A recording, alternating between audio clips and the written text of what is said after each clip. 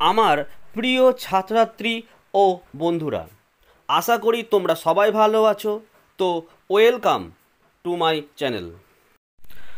আজ আমি ষষ্ঠ শ্রেণীর গণিত কোষে থেকে 1.2 এর অঙ্কগুলো সমাধান করব। তোমাদের পাঠ্য বইয়ের পেজ 17, এটা তোমাদের পার্ট 3 ক্লাস, অর্থাৎ এর আগে 1.2 এর কিন্তু আমি আরও দুখানা ক্লাস দিয়েছিলাম এবং সেখানে আমি তোমাদের 8-এর দাগের অঙ্কগুলো করিয়েছিলাম এবং 9-এর দাগের এ পর্যন্ত কিন্তু করিয়েছিলাম। তো আজকে 9-এর দাগের বি থেকে কিন্তু আমি অঙ্কগুলি করাবো। তো তোমরা যারা নতুন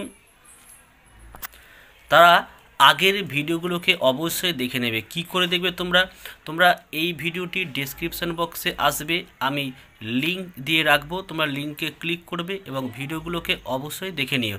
তো চলো আজকে আমরা 9-এর দাগের বি থেকে অঙ্ক শুরু করি। তো এই হচ্ছে, দেখো 9-এর দাগের কী বলেছে একবার দেখে নাও। নিচের সংখ্যাগুলি মৌলিক উৎপাদকে বিশ্লেষণ করে লসাগু করি। তো আমি আগের দিনে এর অঙ্কটা করিয়েছিলাম, আজকে বি থেকে করাচ্ছি, তোমরা দেখো।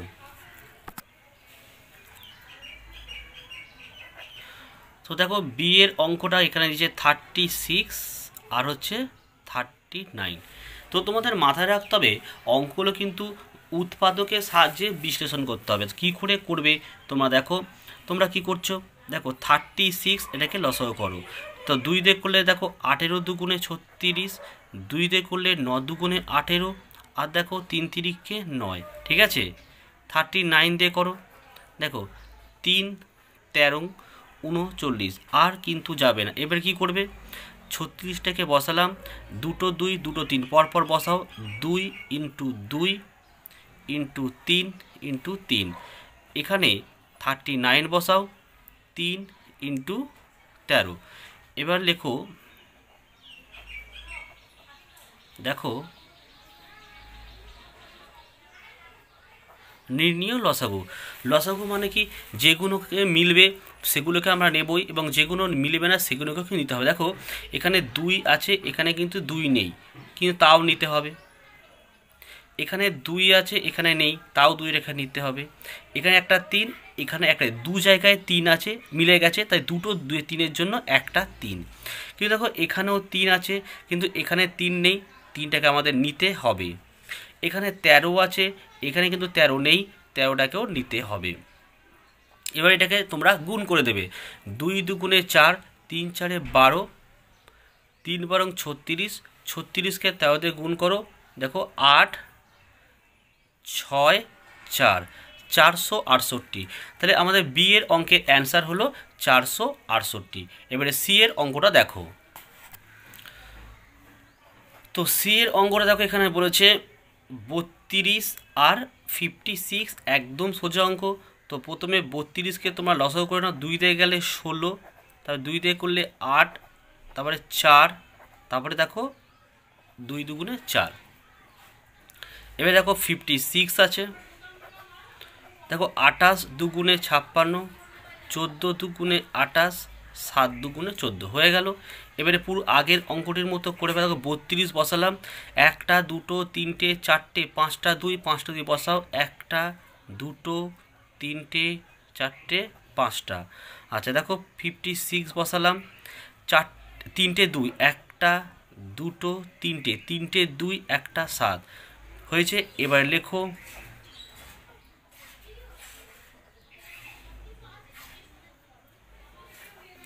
দেখো নির্ণীয় লসাগু।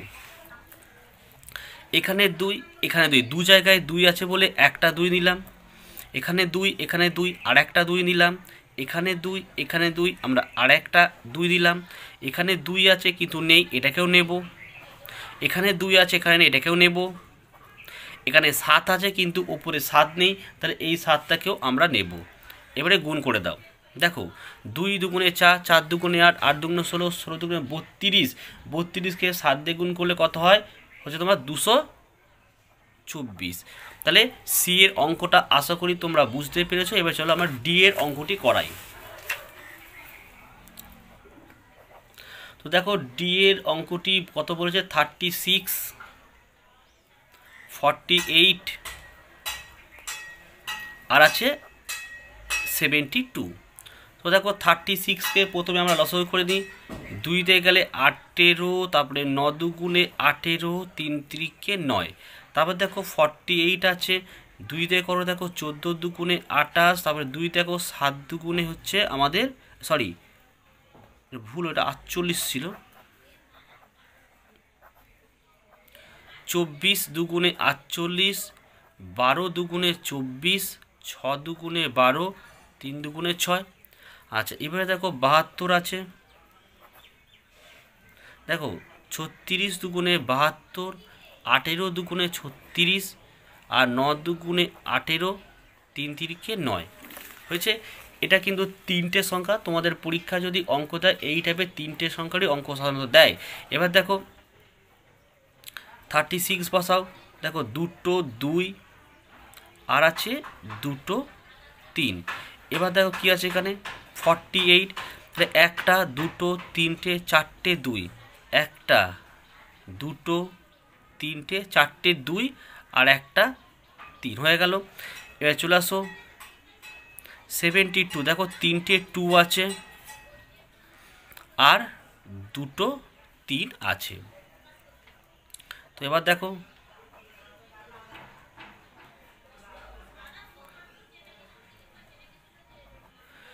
নির্ণয় লসাগু, দেখো প্রথম এখানে 2, এখানে 3টেতেই 2 আছে 2 নিলাম, এখানে দেখো 3টেতে 2 আছে 2 নিলাম, এখানে 2 নেই কিন্তু এখানে একটা নিলাম, এই 2টাকেও নিলাম। দেখো ভালো করে দেখো এখানে 3 3 3, একটা 3 নিলাম, এখানে 3 আছে এখানে নেই কিন্তু এখানে আছে, এটাকেও নিয়ে নিলাম। এবারে এটাকে আমাদের গুণ করতে হবে, গুণ করে যেটা হবে সেটাই হচ্ছে আমাদের অ্যান্সার। তো দেখো গুণ করে ফেলো তোমরা, 2 দুগুণে 4, 4 দুগুণে 8, 8 দুগুণে 16, 3 16 হচ্ছে 48, 48কে এবার আমাদের করতে হবে কত দিয়ে 3 দিয়ে। তো 3 দিয়ে করে দেখো 3 8 24 4, হাতে 2 3 4 12 13 14, 144। তাহলে ডি এর অঙ্কটি কিন্তু আমাদের 144 হলো। তো এবারে তোমরা ভালো করে দেখো, আমি ডিএডটা করলাম, তোমরা অবশ্যই ই এবং এফ নিজেরা করতে পারবে, কারণ একদম অঙ্কগুলো খুব সোজা। এবারে আমরা 10এর দাগের অঙ্ক আসি। কি বলেছে দেখো, অঙ্কটা বলেছে সংখ্যা জোড়ার মধ্যে কোনগুলি পরস্পর মৌলিক খুঁজি। কি ভালো করে বুঝতে হবে যে এখানে 2টো সংখ্যা আছে, এর মধ্যে কোন সংখ্যাটা মৌলিক সেটা আমাদের খুঁজতে হবে। তো এবারে আমরা কি করে বুঝবো যে এটা আমাদের মৌলিক? আমাদের কি করতে হবে, ধরো এই এর অঙ্কটা এই এর অঙ্কটা 47 23, এটাকে 23কে আমরা 47 দিয়ে আমরা গসাগু করব। যদি গসাগুর অ্যান্সার যদি 1 আসে তাহলে এটা কিন্তু পরস্পর মৌলিক হবে, এবং গসাগুর সংখ্যা যদি 1 না আসে তাহলে কিন্তু এটা মৌলিক হবে না। তো চলো অঙ্কগুলো করাই। তো দেখো 11 দাগে এ, তাহলে আমি এটাকে গসাগু করি, তাহলে অবশ্যই দুবার যাবে। 23 দুগুণে হচ্ছে আমাদের 46, এবং এটাকে যদি ভাগ করি 1, বিয়োগ করলে 1 হলো, 23 বসলো। এবারে দেখো 23 1কে 23, এবং তোমরা অবশ্যই জানো যে গসাগুর বেলায় বাঁ দিকেরটা হচ্ছে অ্যান্সার। তাহলে তোমরা কি লিখবে, 47 ও 23 সংখ্যা জোড়া পরস্পর মৌলিক, অর্থাৎ এইভাবে লিখবে 47 ও 23 পরস্পর মৌলিক। তো আশা করি তোমরা 10এর এ বুঝতে পেরেছো। চলো বিয়েরটা আমরা করে ফেলি। তো এখানে দেখো বিয়েটা যে 25 আর 9, 25,9, তো এটা ভাগ করে ফেলো। দেখো 9 দুগুণে 18, এবারে 8-এর পর কত হলে 15 হয়, 7 দাও 15, এবারে 9টা এখানে বসে গেল, 7 1কে 7, তো বিয়োগ করলে তোমরা দেখো 2, 2কে 7 দিয়ে করো, 3 দুগুণে 6, বিয়োগ করলে 1, 2 করো, 2 1কে 2। তাহলে এই অঙ্কটির অ্যান্সার অবশ্যই 1 এসছে। তাহলে তোমরা এইভাবে লিখবে 25 ও 9 পরস্পর মৌলিক। তো আশা করি তোমরা বি এর অঙ্কটিও বুঝতে পেরেছো। তাহলে এবারে চলে আসো আমরা সি এর দাগের অঙ্কটি। তো সি এর দাগের অঙ্কটি দাও কি বলেছে, 49 আর এখানে হচ্ছে 35। তাহলে এটাকেও তোমরা গসাগু করে ফেলো। অবশ্যই একবার যাবে, দেখো 35 একে 35 হলো। তাহলে 5-এর পর কত হলে 9 হয়? 4 দাও 9, হাতে 1, সরি হাতে 1 না, 3-এর পর 1 দাও 4, 14 হলো। 14কে এবারে তোমরা 35-এ করো, 14 দুগুণে অবশ্যই এটা 28 হলো। 8-এর পর কত হলে 15 হয়? 7 দাও 15, 7কে এবার 14 দিয়ে করো, দেখো 7 দুগুণে 14। তাহলে এই অঙ্কের অ্যান্সার কিন্তু আমাদের হলো 7। তাহলে আমরা লিখব 49 ও 35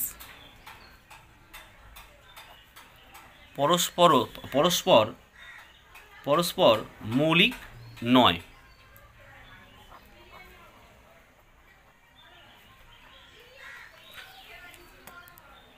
তো আশা করি তোমরা সি এর দাগের অঙ্কটি বুঝতে পেরেছো এবং 10-এর ডি এরটা নিজেরা অবশ্যই করতে পারবে।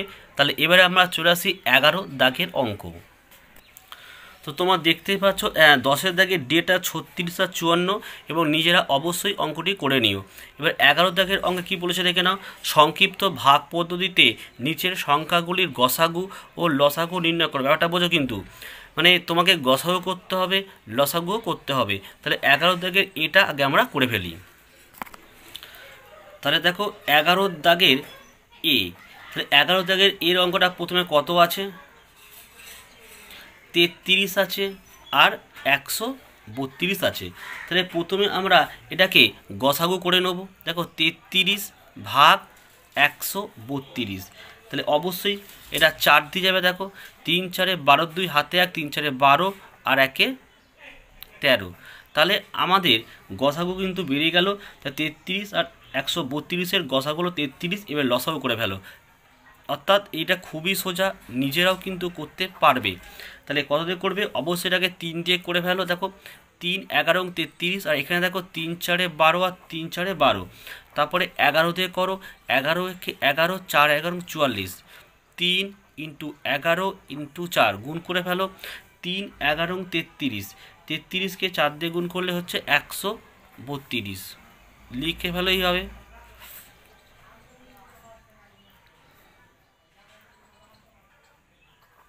নির্ণীয় লসাগু 132 হলো আর নির্ণীয়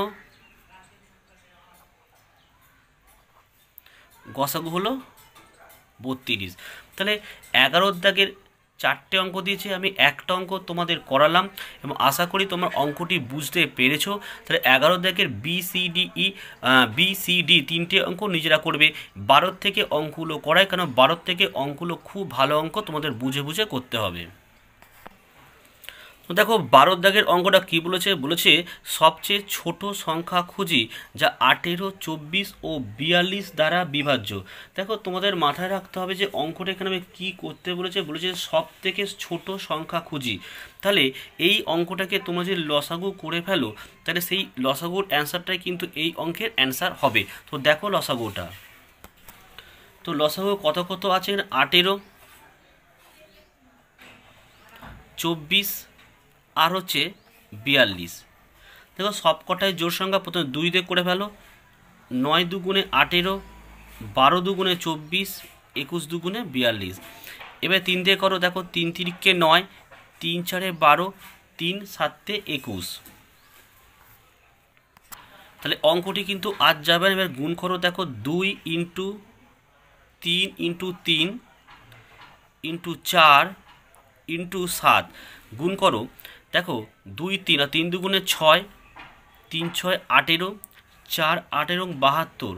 72কে 7 দিয়ে গুণ করলে দেখো 7 দুগুণে 14, 4 হাতে 1, 7 7 49 আর 1 50। তাই অঙ্কের অ্যান্সার হলো 504। তোমরা উত্তরটা এইভাবে লিখবে। সবচেয়ে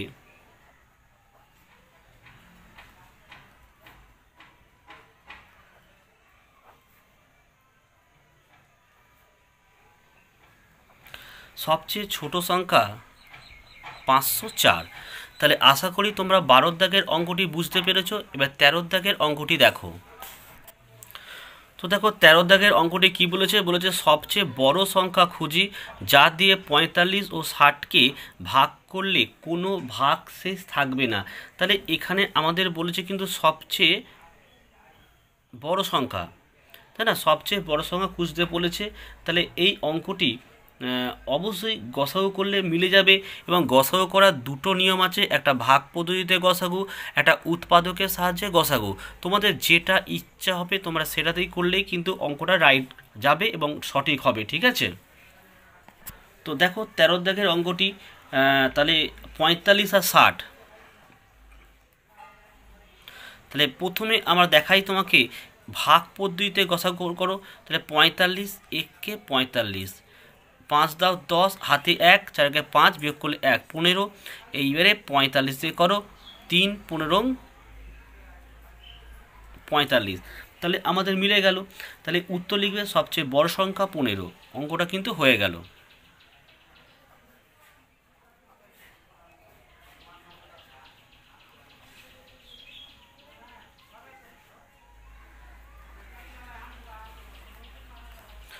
তো আশা করি তোমরা প্রত্যেকেই বুঝতে পেরেছো। তো চলো এবার আমরা 14 দাগের অঙ্কটি করি।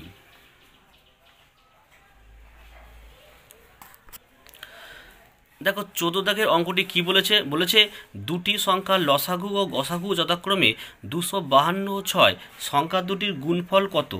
তো এটা একটা সূত্র আছে, দেখো। তো তোমরা এইভাবে লিখবে যে সংখ্যা দুটির গুণফল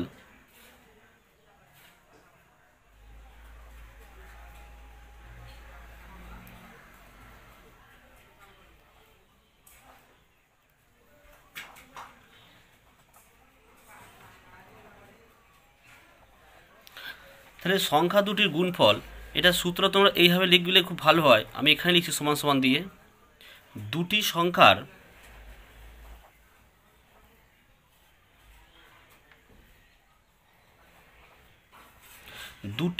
সংখ্যার লসাগু ইন্টু গসাগু। এই সূত্রটাকে লিখে অঙ্কটা করলে খুব ভালো হবে। দুটি সংখ্যার লসাগু ইন্টু গসাগু, তাই দুটি সংখ্যা কত কত, তাকে একটা আছে আমাদের 252 আর গসাগু হচ্ছে 6, গুণ করে দাও। 6 দুগুণে 12 2, হাতে 1, 6 দুগুণে 12 2, হাতে 1, 5 6 30, একে 31-এর 1, হাতে 3, 6 দুগুণে 12, 12 আর 3 কিন্তু 15। তাহলে এই অঙ্কটির অ্যান্সার হলো আমাদের 1512। তো চলো পরের দাগের অঙ্কটি আমরা করি। তো দেখো 15 দাগের অঙ্কটি কি বলেছে, যে দুটি সংখ্যার গসাগু ও লসাগু যথাক্রমে 8 ও 280, একটি সংখ্যা 56 হলে অপর সংখ্যাটি কত। তো দেখো অঙ্কটি, তো দেখো, তো এখানে দেখো গসাগু কিন্তু আমাদের 280, লসাগু কিন্তু 280 বলেছে, আর গসাগু আর একটি সংখ্যা 56 হলে অপরটি কত। একদম সোজা নিয়মে তোমরা এইভাবে করবে। সুতরাং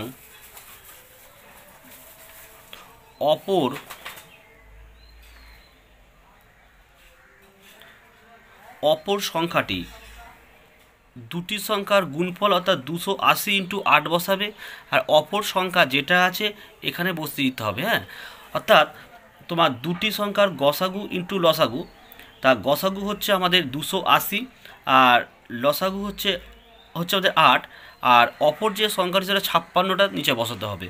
তাহলে কাটাকুটি করলে কিন্তু অঙ্কটা হয়ে যাবে। 8 দিয়ে কাটলে দেখো 7 8 56 হয়, আর এটা 4 7 28, শূন্যটা বসলো। তাহলে অঙ্কের অ্যান্সার হলো আমাদের 40। তাহলে এটা হলো আমাদের 15 দাগের অঙ্ক। তো আজকে অঙ্ক আমি এই পর্যন্ত করালাম। বাকি যে অঙ্কগুলো উপরে তোমাদের ঘরের কাজ দিলাম, তোমরা অবশ্যই অঙ্কগুলো নিজেরা করে নিও।